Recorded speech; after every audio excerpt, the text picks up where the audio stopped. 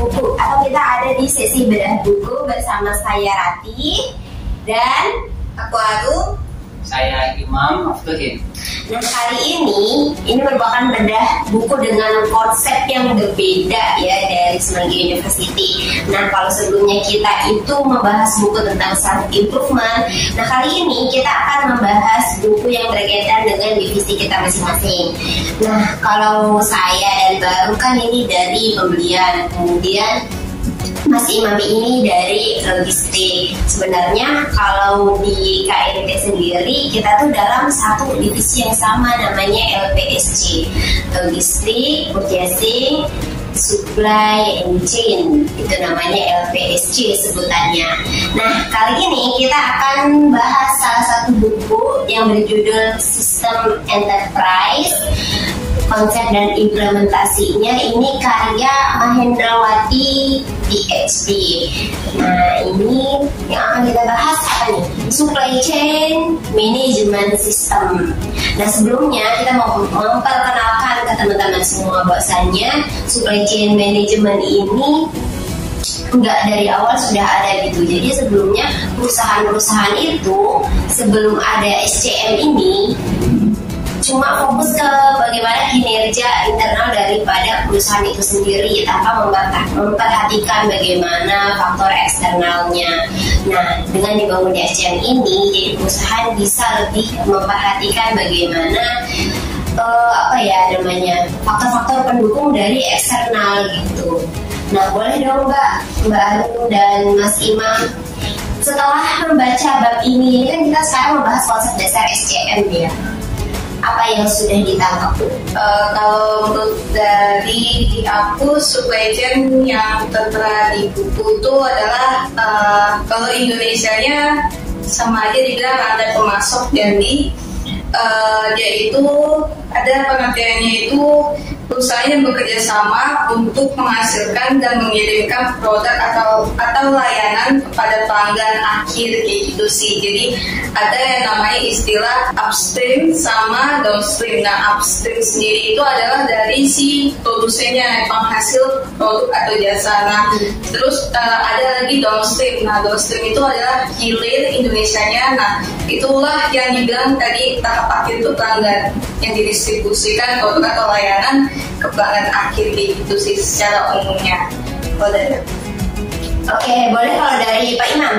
Kalau dari saya itu serangkaian proses kegiatan yang dilakukan perusahaan untuk menambah nilai produk layanan untuk memberikan keunggulan kompetitif kepada pelanggan terakhir. Oke, berarti sama ya, tadi kan Mbak Am sudah menyinggung bahwasannya di buku ini dijelaskan kalau SCM ini memang menjelaskan ini namanya apa ya, prosedur atau alur dari hulu ke hilir atau upstream ke downstream ya tadi ya Mbak.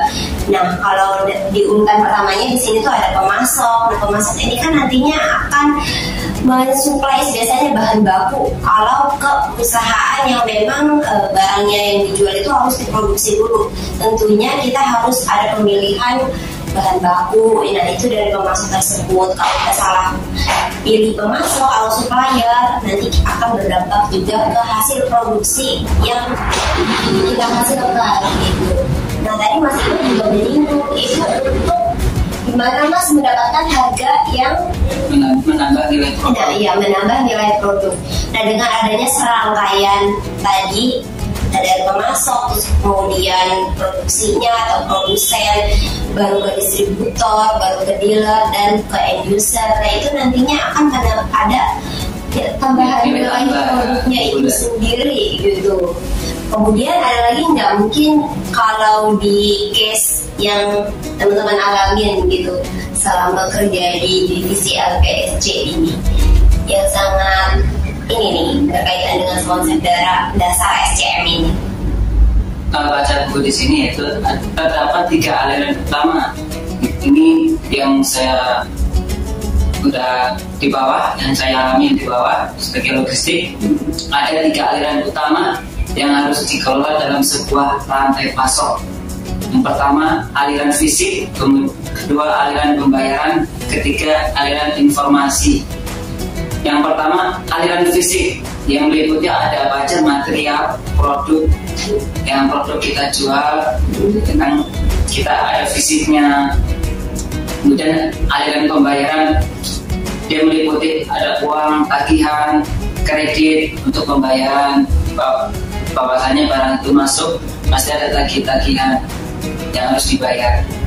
Dan ketiga adalah aliran informasi, yang itu meliputi kapasitas, jadwal produksi pesanan, dan data penjualan. Aliran informasi ini sangat penting karena biasanya tuh dapat pesanan custom, misalkan label custom dari customer untuk misalkan contoh pesan label ukuran yang berbeda dari yang lain. Ini kan harus diinformasikan kepada vendor. Itu aja sih yang saya tangkap. Ada 3 alur utama yang harus dikelola dalam sebuah rantai pasok: aliran fisik, aliran pembayaran, dan aliran informasi. Itu sih, Kak.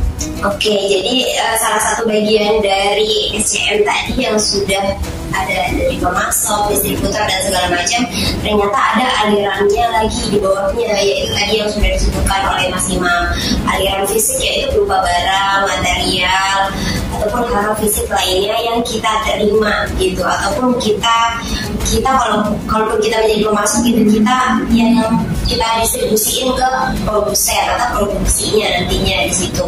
Kemudian aliran pembayaran ya. Nah, kalau sudah ada transaksi kan pastinya kita juga akan ada tuh transaksi pembayaran, entah ke supplier kita, entah dari end user ke kita, atau kita ke supplier kita. Kemudian ada juga aliran informasi. Tadi kita kan nih sebenarnya purchasing ya Mbak, coba kalau aliran informasi gimana, atau kendalanya apa gitu yang sering terjadi di pembelian? Sebenarnya kalau dari pembelian itu sudah mencakup 3 tadi, aliran fisik, pembayaran, informasi. Nah, yang pertama itu adalah fisik. Kita tuh sering kontak sama si vendor itu material lebih ke produknya sih, karena kan kita kan lebih barang jadi, bukan barang raw atau barang yang belum jadi gitu kan. Jadi paling sih ada kontak. Disitulah terjadi aliran informasi. Aliran informasi apakah itu ketersediaan barangnya ready atau enggak. Kalau misalkan kadang kita tuh selalu menemukan ternyata barangnya itu adalah inden atau membutuhkan untuk produksi atau mendapatkan barang di distributornya itu tuh berapa hari gitu untuk ke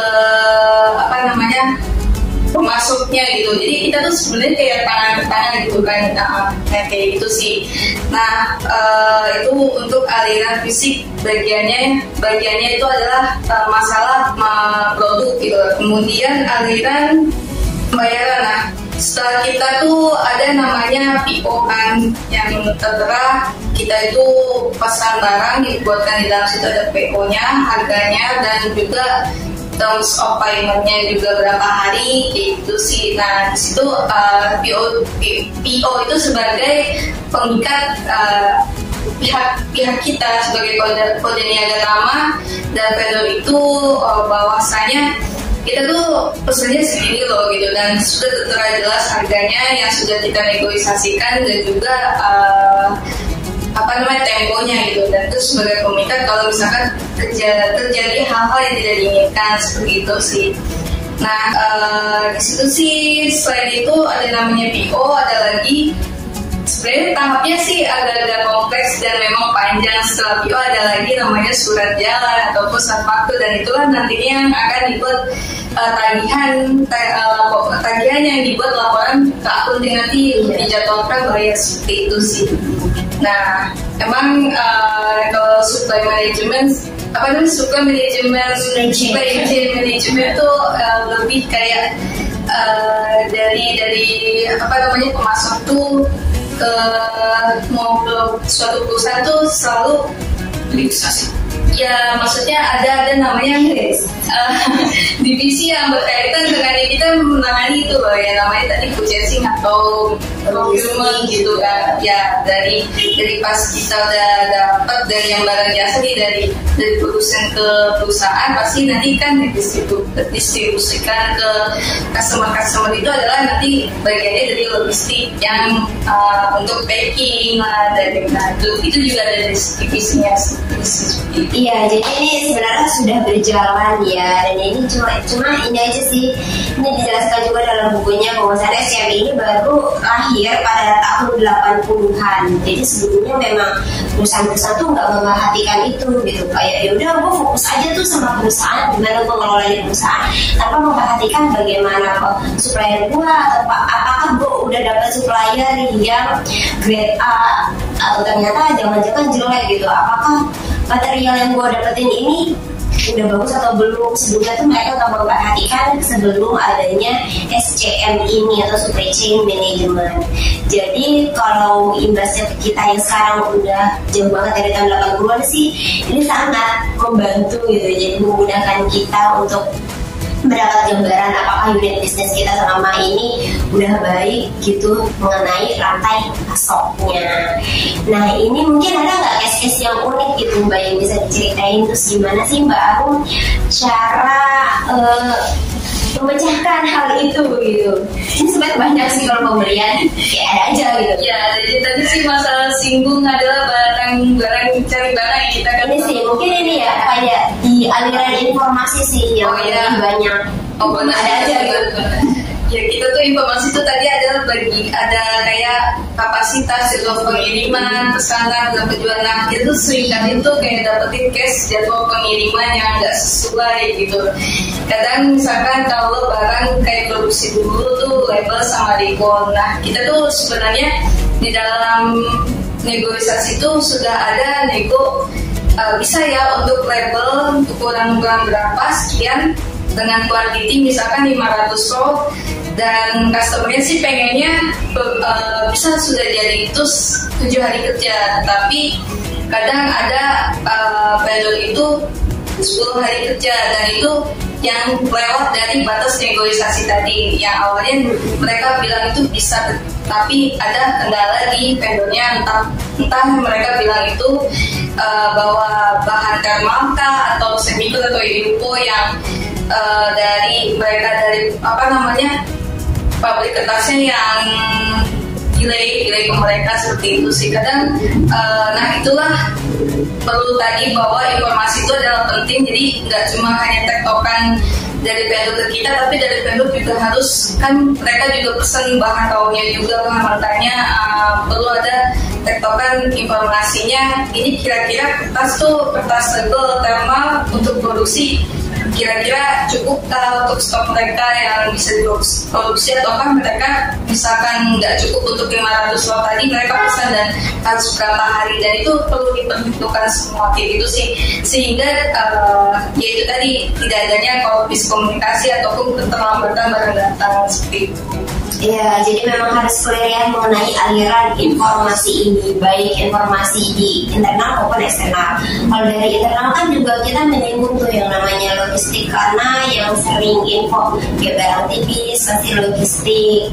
Dan itu kalau dari logistik ya udah miss, pasti kita juga akan nyambung bisnya ke pihak eksternal juga gitu. Ataupun sebaliknya bisa juga kalau dari pihak eksternal udah miss, ke internal juga bermasalah gitu, jadi penjualan jadi ada yang terpending lah atau segala macam. Nah itu sama-sama entah dari internal maupun eksternal, masing-masing harus clear ketika menginformasikan sesuatu, kapasitas atau jadwal pengiriman, kapan barang datang, kapan barang keluarnya udah berapa banyak gitu. Nah oke, mungkin kalau untuk konsep dasar SCM sekian aja. Ada ini nggak closing statement dari masing-masing? Closing ya.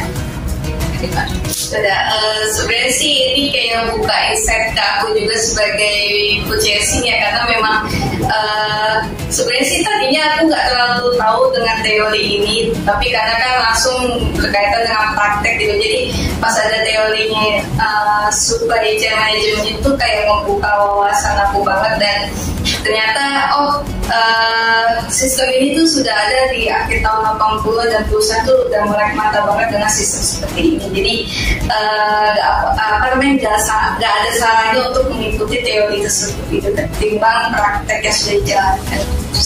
Oke, silakan Pak Imam. Kalau dari saya baru baca tentang logistik ya. Itu aktivitas utama logistik, itu pertama itu logistik masuk. Memang kita sering menerima barang masuk, kemudian operasi. Setelah operasi, kemudian logistik dikeluarkan barangnya. Barang masuk, kemudian dioperasikan, dijual, kemudian logistik dikeluarkan lagi dan di pasaran dan penjualan dijual. Kemudian terakhir itu layanannya itu seperti ya pelayanan pemackingan, pengiriman. Ini ada step-stepnya dan saya baru tahu dengan membaca buku ini. Oke, nah ini jadi keduanya sama-sama baru tahu gitu ya teman-teman ya. Jadi maupun dari logistik ataupun pembagian sama-sama berperan aktif di SCM ini, karena memang ini khusus banget sih buat divisi kita gitu untuk supply chain management ini. Yang namanya rantai pasok itu kayak kita gitu yang kendaliin supply chain management KIT misalnya gitu. Oke teman-teman semanggi, semoga pembahasan kali ini konsep dasar SCM bisa membuka wawasan juga ke teman-teman semua dan bermanfaat, serta bisa diaplikasikan di pekerjaan teman-teman masing-masing. Sampai jumpa di pertemuan selanjutnya. Bye-bye.